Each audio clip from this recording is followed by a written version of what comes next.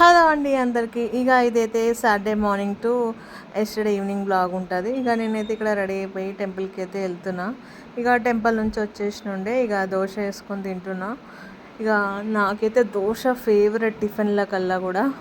దోశ తినేసి ఎప్పటిలానే చాయ్ అయితే కంపల్సరీ ఉండాలి కదా. లంచ్కి అయితే వామచారు చేసినుండే, ఆలుగడ్డ ఫ్రై, కొన్ని పాపడాలు అయితే వేయించినుండే. ఈ రోజుకి ఇదే లంచ్ మాకు సింపుల్. ఇక్కడ నుంచి అయితే ఇది నిన్నటి ఈవినింగ్ బ్లాగు. కలిస్తుందంటే మా ఆయన బేకరీకి వెళ్ళి తిననీకైతే తీసుకొచ్చినుండే. ఏషియన్ బేకరీ అని ఉంటుంది ఇక్కడ. చాలా తక్కువ రేటు ఉంటాయి, అంటే మన బడ్జెట్లో అవుతాయి.